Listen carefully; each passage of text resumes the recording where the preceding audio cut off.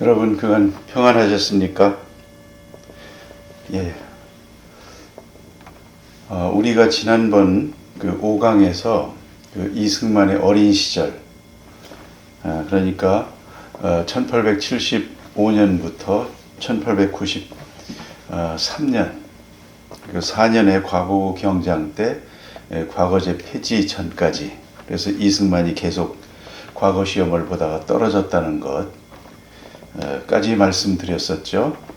이제 94년도에 동네 친구인 신긍우, 신응우 형제의 권유에 의해서 남산에서 보면 저쪽 동네, 정동이 되겠죠.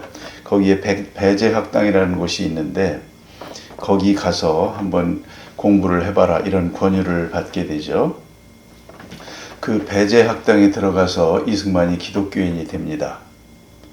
그 강의를 하기 전에 오늘 그 5강에 대한 추가 강의를 한번 엮어봤습니다. 오늘은 주로 1차 사료 내지는 그때 당시에 기행을 했던 책들, 그런 내용들의 실제 그 기록을 중심으로 한번 진행을 해보겠습니다. 그래서 타이틀도요, 19세기 조선 사람들은 어떻게 살았을까? 이 주제로 오늘 시간을 엮어보겠습니다. 전 시간에 제가 일본과 조선의 근대화 노력이라는 타이틀로 일본에서 근대화를 위한 예를 들면 미국에 파견되고 이와꾸라, 사절단, 이런 유의 말씀들을 드렸었죠. 조선에서는 1차부터 4차까지의 수신사, 그리고 조사철단, 영선사, 그리고 보빙사, 이런 내용들을 표를 정리해서 했었는데 왜 이럼에도 불구하고 우리는 근대화에 실패를 했는가, 그런 내용들이 되겠습니다. 이런 수신사를 파견해서 외국 문물을 배우는 것뿐만이 아니고 각종 그 서구 세력들, 열강들의 이권 침탈에 대해서 경제적 구분 운동도 이렇게 전개했죠. 1889년도부터 1907년까지 제가 자료를 정리해 봤습니다. 우리의 이런 노력들, 거기 김옥균의 생각을 한번 한성순보에 적힌 걸 보겠습니다. 요즘 서양 제국에서는 모두 회사를 설립하여 상인을 부르고 있는데 실로 부강한 기초라 하겠다. 이미 이때도 알고 있습니다. 대체로 회사란 여러 사람이 자본을 합하여 농공과 상업의 사물을 잘 아는 사람들에게 맡겨 운영하는 것이다. 이 김옥균이 회사에 대해서 설한 내용입니다. 그러니까 이런 생각이 그때 당시에도 이제 이미 선각자들은 알고 있었기 때문에 나라를 개혁해보고자 했던 것이죠. 근대 문물을 또한 수용하기도 합니다. 각종 학교가 생기죠. 영어도 배우죠. 외국어 교육기관도 설립을 합니다. 동문학, 그리고 85년에는 그 배재학당도 설립을 하죠. 아펜젤러.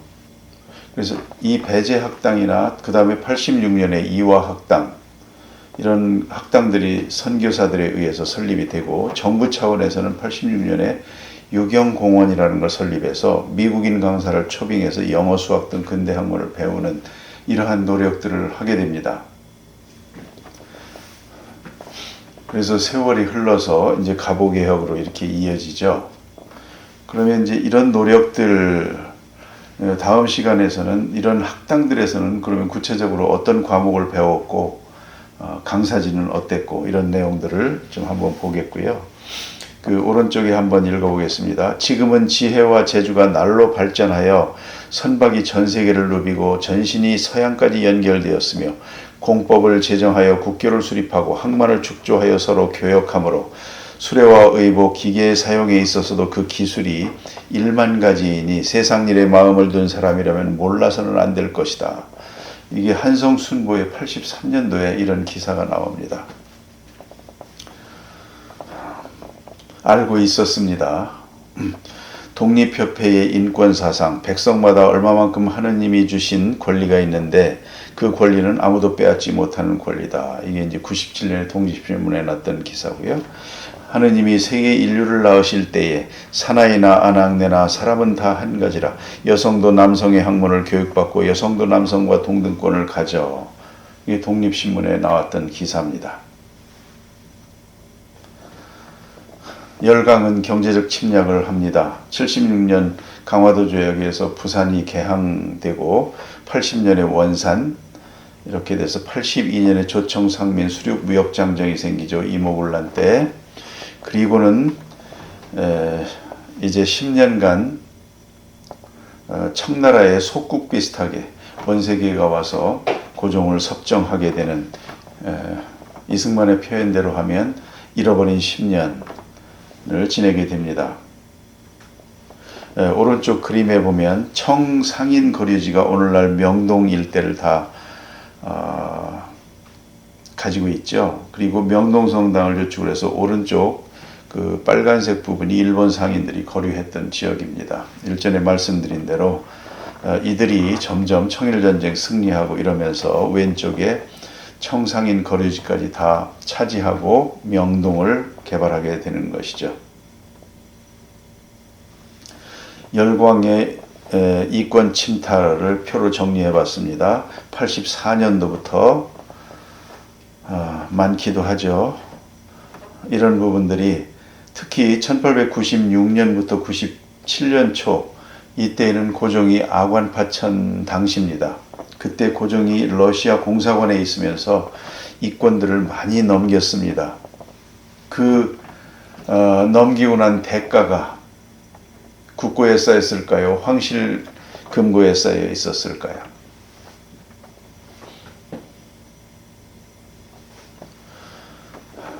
(1884년에서) 1894년 잃어버린 10년 원세계 섭정기간, 1884년 갑신정변, 그리고 10년이 흐른다. 이승만은 이 10년 동안을 가장 아까운 세월이라고 했다.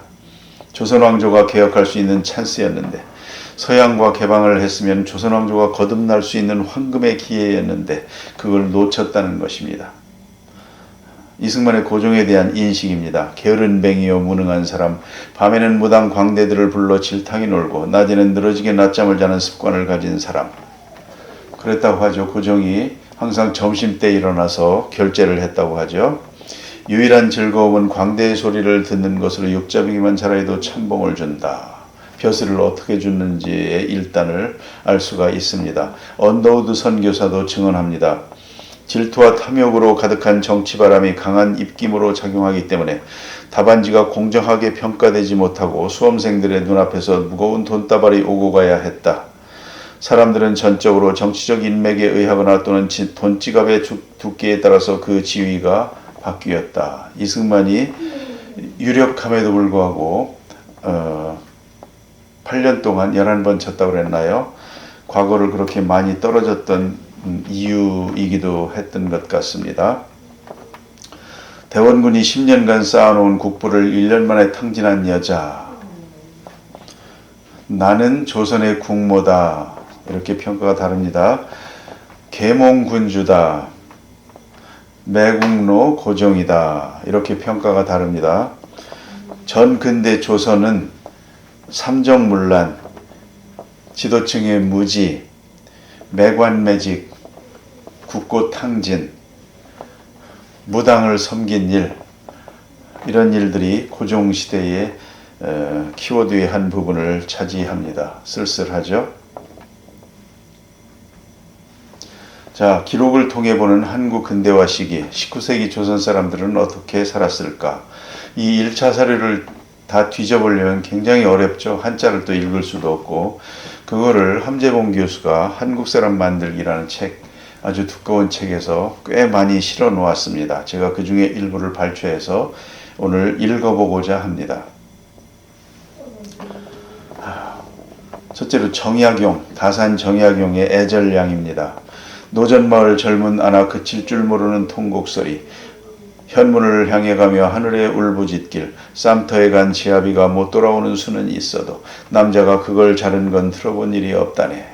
시아버지는 삼상나고 애는 아직 물도 안 말랐는데 조자손 3대가 다 군부에 실리다니 가서 아무리 호소해도 문지기는 호랑이요 이정은 으르렁대며 마국간 소 몰아가고 칼을 갈아 방에 들자 자리에는 피가 가득 자식 낳아 군액당한 것 한스러워 그랬다네. 이런 애절량이라는 시를 다산 정약용이 전라도 강진에 유배 갔을 때 이제 안악내의 시름을 들으면서 그걸 시로 읊은 그런 내용들, 애절양입니다. 그냥 그 자체로서 약간 고어가 있지만 다 알아들을 수 있을 것입니다. 이것이 언제 일이냐? 1802년 정조 승하한 지 2년 조선 백성들의 삶이었습니다. 우리가 흔히 영정조 시대 하면 부흥시대라고 하지 않습니까? 이게 그렇지도 않았던 모양입니다. 삼정의 문란이 극심했던 조선의 말기를 볼 수가 있습니다. 두 번째, 1837년 3월 남지동, 지금의 경남 창원입니다. 에 사는 유등열의 16살 딸이 고을 사또에게 올린 민원입니다. 이 또한 참 애절합니다. 저의 나이는 지금 16세로 어린 나이에 어미를 잃고 의지할 만한 족친이 없고 또 집안의 생활에 나갈 만한 재산도 없으며 다만 늙은 아버지가 있는데 그 모습에 마음이 아플 지경입니다. 급기야에 니은 흉년을 당하여 이리저리 동서로 떠돌며 구걸하여 음식을 얻어서 늙은 아버지의 거의 죽어가는 목숨을 가까스로 보전했습니다. 그런데 올 봄에 흉황은 더욱 심하여 곧 굶어 죽게 될 것입니다. 요즘은 이따금 슬프게도 부황이 나는 고할 데 없는 목숨이니 부녀가 함께 길거리에서 굶어 죽은 귀신이 될 것입니다. 저는 자매로 아버지를 구하는 것, 자매 스스로 판다는 것이죠. 내 몸을 판다는 뜻이죠. 아버지를 구하는 것만 갖지 못하므로 다른 사람의 집에 저를 팔기로 청하고자 했는데 이 또한 그 사람이 또한 제가 배신할 것이라고 의심하여 사질 않는 겁니다. 제가 늙은 아버지를 보양할 길이 없어 이에 슬프고 불쌍한 깊은 사정을 사또께 읍소하니 통촉하신 후 몸을 팔아 구할하라는 뜻으로 입지를 작성해 주셔서 저의 한 몸이 아버지의 아사를 좌시하지 않도록 적선하는 처분을 내려주십시오. 사또한테 보증을 해달라는 합니다. 내가 팔리면 안 도망가겠다는. 참으로 어처구니 없는 일들이 이때 벌어졌습니다. 사또가 이에 대해서 답변합니다. 들으니 심히 불쌍하다. 구할은 바로 음덕이고 자매 또한 전례가 있답니다. 이는 의심하여 염려할 만한 일이 아니다. 이 죄음을 가지고 증빙하는 것이 마땅하다. 그래서 증명서를 보증을 서준 것입니다. 이 16살 딸이 자기 몸을 파는데 사또가 보증을 서줍니다. 이런 일이 1837년 민원입니다.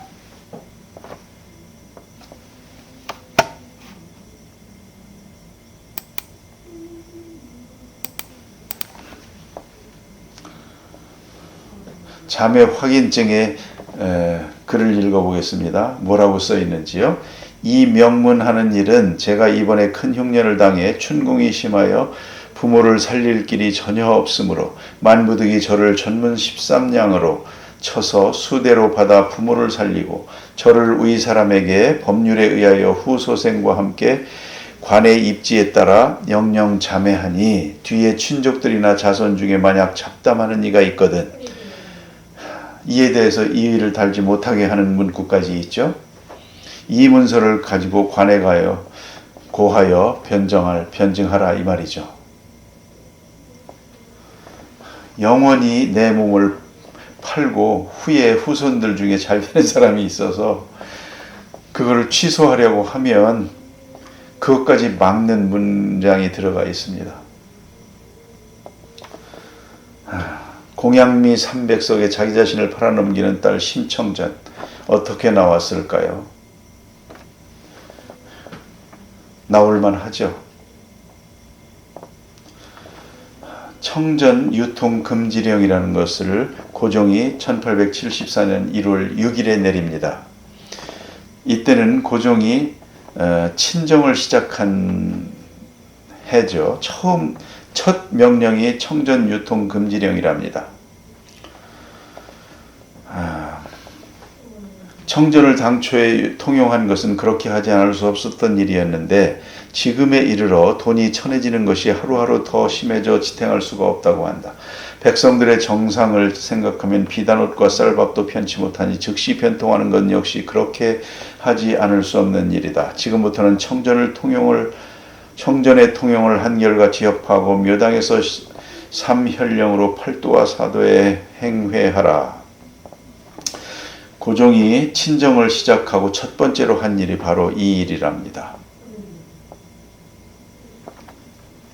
그런데 이 일로 인해서요, 그 청전이 우리의 상평통보에 비해 세부 취향이 절반이었답니다.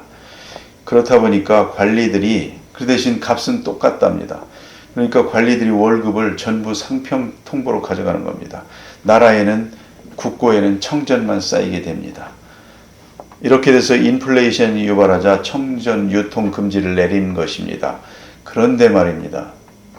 국고의 3분의 2가 청전이었답니다. 어떻게 됐겠습니까? 그래서 국고가 텅 비게 되었고 이때부터 재정적으로 경제적으로 헤어나지 못한 조선이 됩니다. 고종과 민비는 어떻게 했을까요? 관료들은 어떻게 했을까요? 이런 상황에서 문란이 부정부패가 매관매직이 더 심해졌겠죠. 앞서 민영환이 취직하는 데 있어서도 고종한테 5만 양을 바쳤다고 어머니가 고백하지 않습니까? 그런데 또 하나 후에 이제 이루어지는 일이지만 그런 것들이 또한 그 국고를 충당하기 위해서 쌓이질 않고 별도의 황실 금고를 만들어서 말하자면 비자금을 만드는 것이죠. 아마도 고종 황제께서는 그 계몽 군주께서는 국가를 위해서 긴히 쓸 일이 있어서 그렇게 아마 형성을 해놨을 것으로 봅니다. 이렇게 조선 경제가 무너져 가고 있습니다. 상이 이르기를 호조와 선해청 및 각사 가경에 가려서 둔 우리 돈의 숫자는 얼마나 되는가 하자 이유원 영의정입니다. 아래기를 호조에 800냥이 있다는 것을 신이 들어서 알고 있으나 이밖의 것은 들어서 알지 못합니다. 말하니 김세윤 말하자면 그 재정부 부총리 격입니다. 아래기를 호조에 현재 남아있는 것 중에 상평전은 별도로 둔 것이 없습니다. 현재 남아있는 것 중에 먼저 받아둔 지 조금 오래된 중 1만 1,500냥을 빼내고 나니 남은 상평전은 800여 냥에 불과했습니다. 이 지경이었습니다. 국고가. 옆에 일본은 어떻습니까? 세계적인 강국으로 발돋움을 하고 있는 것이죠. 이것은 조선의 왕과 영의정과 호조 판서의 대화이다. 국고에 돈이 얼마나 있는지도 모르고 그걸 없애버린 것이다. 청전 금지를 내린 것이죠. 참 이렇게 국가가 그 당시에 운영이 됐습니다. 오늘날도 우리가 경제를 하는 데 있어서 그 의사결정을 함부로 해서는 안 될 공부를 많이 해야 될 그런 부분들이 생각이 납니다. 오늘날이 생각이 참 많이 나네요. 고종과 영의정 이유원의 대화. 고종이 묻습니다. 중국의 성 하나가 과연 우리나라보다 더 큰 곳이 있는가? 이유원이 대답합니다. 성에는 크고 작은 것이 있어서 비교해 논해서 대답할 수가 없는데 지방이 광막하여 자세히 알 수가 없습니다. 옆에 청나라를 성의 크기를 잘 모른답니다. 영의정이. 이래도 됩니까? 당시 청나라 인구는 적어도 4억 내지 4억 5천, 조선의 인구는 1,500만 명이하였다. 중국을 배우기 위해 떠받들듯 끊임없이 교류해온 조선 하지만 중국에 대해 제대로 알지 못했는데 상상도 못할 정도로 놀라웠던 조선 지배층의 무지를 보여주고 있습니다. 위정척사의 대표주자 이항로입니다. 최익현의 위정척사. 서양의 것은 사악한 것으로 무조건 척결해야 된다. 이게 그 조선의 대표적인 학자들이 이런 말을 하고 있습니다. 그 당시 지식인이라는 사람들이 말이죠. 이학로는 화서집에서 말합니다. 수국의 인갑과 동일한 유이다. 뭐 사람 취급도 안 하죠. 그냥 거북이와 가재, 조개 뭐 이 취급을 하고 있습니다. 서양인들은 물속에 살다가 지느러미를 말리기 위해 뗏목에 올라간다고 표현하고, 그러면 보이는 게 광막한 하늘밖에 보이니까 이 사람들은 맨날 하나님 하나님 한다는 것입니다. 이게 그 의정척사 이학로의 글입니다. 그들은 가르칠 방법이 없기 때문에 척결해야 된답니다. 구제불능이니까 척결해야 된다, 그런 뜻이죠. 뭐 하여튼 익숙한 표현입니다. 오버랩되는 부분들이 꽤 있습니다. 이것이 당시 조선 최고학자 이학로가 서양을 이해한 수준이었다. 자, 결론입니다. 청전 유통금지가 초래할 엄청난 결과도 예측하지 못하고 경제에 대해 어떠한 개념도 없었던 왕과 영의정, 서양을 금수로 생각하고 수국의 갑각류라고 생각했던 조선의 무지한 지식인들, 이런 사람들 밑에서 살아간 불쌍한 사람들이 바로 조선의 백성들이었다. 잠깐 가볍게 화서 이학로의 생가 양평군을 가볼까요? 양평군 지도입니다. 그리고 화서 이학로의 생가는 경치가 참으로 아름다운 서종면에 있습니다. 양평여행 잠깐 해볼까요? 서종면에 이학로 생가와 황순원 소나기 마을이 있죠. 문학촌. 그리고 양서면, 우리가 잘 아는 그 두물머리가 있죠. 많이들 가보셨을 겁니다. 그리고 건국준비위원회 위원장이었던 그 공산주의자죠. 여운형 기념관이 있고요. 여운형은 아주 그 바디빌더처럼 몸이 좋았다고 하죠. 그리고 유명한 옥천냉면, 충북 옥천이 아니고 양평군 옥천냉면, 그리고 양평의 물소리길 한 8개인가 있죠. 그 중에 몇 개는 걸어봤습니다만 참 아름답죠. 그리고 멋진 카페들, 이 카페들도 좀 가봤습니다. 아주 유명한 그런 카페들 있죠. 그 다음에 6.25 전쟁 때 용문산 전투, 장도영 장군이 역할을 전공을 많이 세웠고요. 지평리 전투, 프랑스군이 혁혁한 공을 세웠었죠. 이때 참전한 프랑스군은 아주 베테랑 군인들이었다고 하죠. 두물머리 서쪽으로 강 건너에 남양주시가 있고 거기에 다산 정약용 생가가 있습니다. 그 뒤쪽에 위쪽에 인수대비 아버지 한화계 묘역이 있고요. 이 다산 정약용은 생가 뭐 저 집이 가까워서 자주 가봅니다만은 정약용이 그 조안면에서, 그렇죠, 정조가 1800년에 승하하니까 그 전까지는 정약용이 아주 중용되고, 그렇죠, 수원 화성도 이제 짓고, 그런데 이제 정조가 승하하면서 유배를 가게 되죠. 그 유배를 가는데 가장 노력을 많이 한 사람이 같은 조안면 출신의 서용보라는 사람이죠. 서용보는 노론입니다. 그리고 그는 나중에 영의정까지 지내게 됩니다. 그가 적극적으로 가담을 했고요. 다산 정약용이 이제 유배를 강진에서 18년간을 머물죠. 거기에서 가서 그 자산어보를 쓴 그 정약전이죠. 이제 그렇게 돼 있고, 그 다음에 또 하나 그 윤선도의 그 해남윤씨, 그 노구당이 있죠. 그래서 정약용이 그 유배를 갔을 때 그 뭐 가서 바빴겠습니까? 그러니까 이제 책을 많이 읽고 이렇게 되는데 그 해남윤씨의 그가 아주 책들을 굉장히 많이 가지고 있었대요. 그래서 그거를 정약용이 거기서 거의 다 읽은 모양입니다. 물론 이제 서울에 있을 때, 한양에 있을 때 규장각에서 이제 읽기도 많이 했지만 그 노구당에 가서 그래서 이제 책을 그렇게 많이 읽었다고 해요. 그래서 18년간을 그렇게 지내고 이제 자기 생가 요 조안면 마현으로 이제 오게 되죠. 여기 와서 다시 18년을 지내다가 이제 생을 마감하게 되는데요. 책을 무려 5천여 권을 썼다는 얘기를 들었어요. 그런데 그게 1930년대에 그 조안면 그 마현 일대가 엄청난 그 홍수가 있어서 거의 그 지금에 있는 그 묘역까지 막 이렇게 찼었답니다. 그래서 그 책을 급하게 옮기느라고 옮기긴 했지만 한 10% 정도밖에 못 건졌대요. 이제 그런 일들이 아니었으면 앞서 애절령 같은 그 조선의 당시 생활상 같은 것도 좀 더 자료가 있었지 않을까 하는 아쉬움을 생각해 봅니다.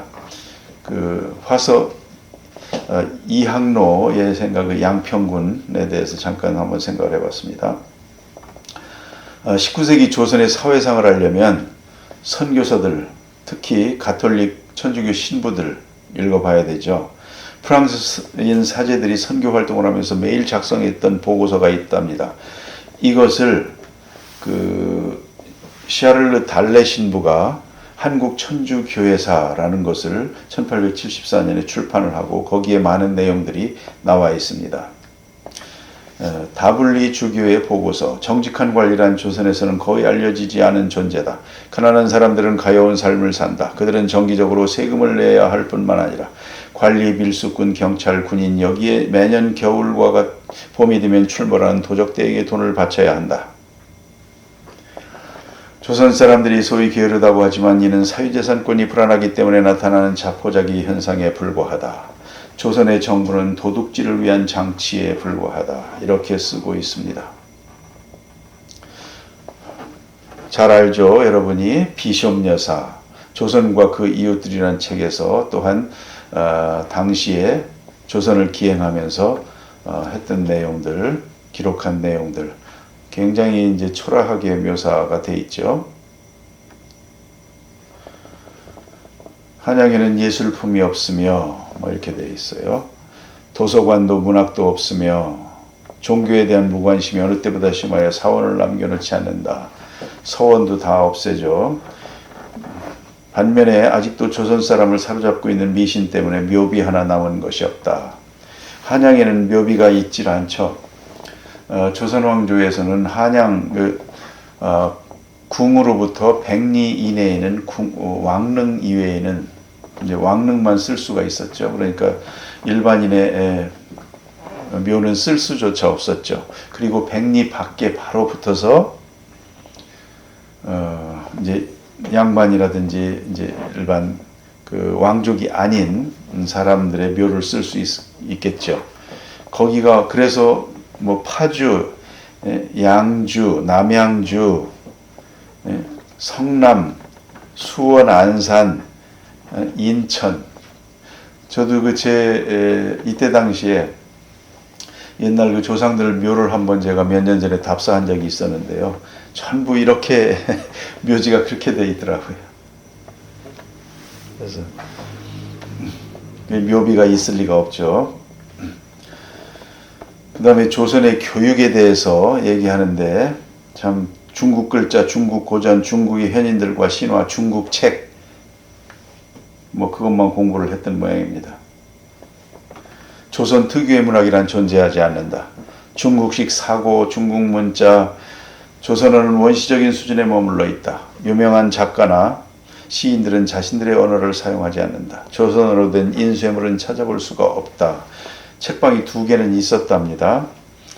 왜냐하면 소위 배운 사람은 조선 고유의 문자가 쓰여진 것은 천한 것으로 간주하기 때문이다. 그런 사람들은 대개 중국식 교육에 푹 빠져 자신의 나라의 표 문자 글에 대해서는 무지하다.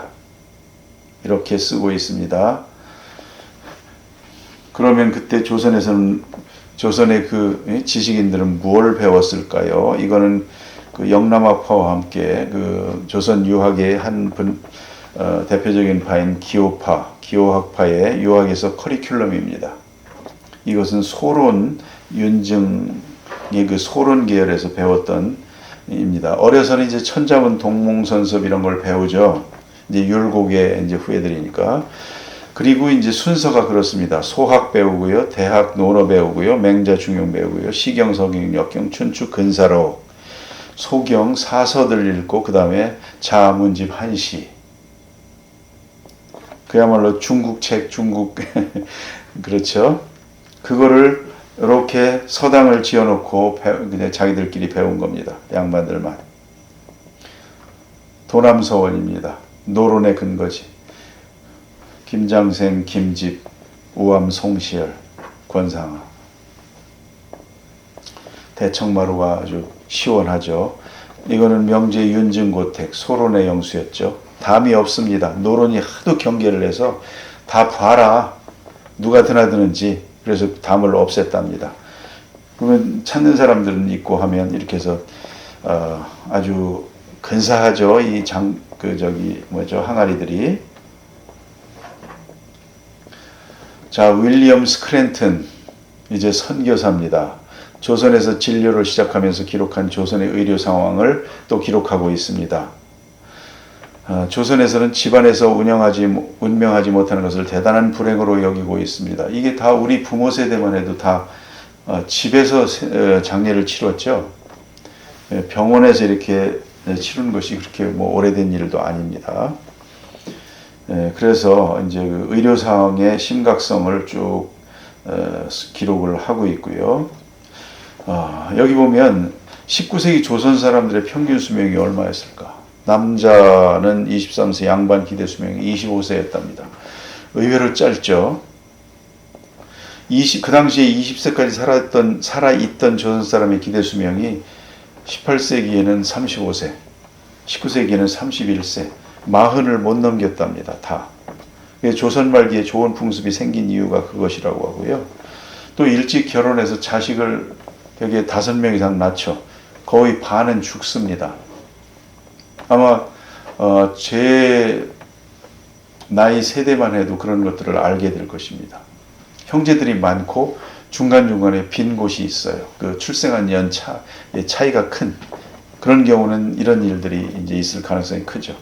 조선 왕 28명의 평균 수명이 41세였답니다. 참 짧죠. 이런 세월을 살았습니다. 달래 신부의 천주교사에서 다시 가정의 행복은 아내가 구할 수 있는 것이 아니다. 조선 사람의 집은 있으나 가정은 없다. 호흡이 없답니다. 남편은 아내와 떨어져서 귀가한다. 부부 사이의 우정과 같은 관계나 애정의 표현 같은 것은 없다. 그래서 보쌈이 이제 다 관가에 고발해도 아무 소용도 없었고 이제 이 얘기를 하는 겁니다. 이제 여성의 이제 그 신분 이런 것들이 얼마나 비참했는지를 말하는 것이죠. 조선이 멸망하는 것을 조선 사람들은 슬퍼하지 않았다. 500년이 된 조선이 망하고 일어난 3.1운동, 국권 회복 운동에서도 나라를 되찾고자 하면서도 국권을 돌려달라고 하면서도 조선을 다시 세우자는 사람은 없었다.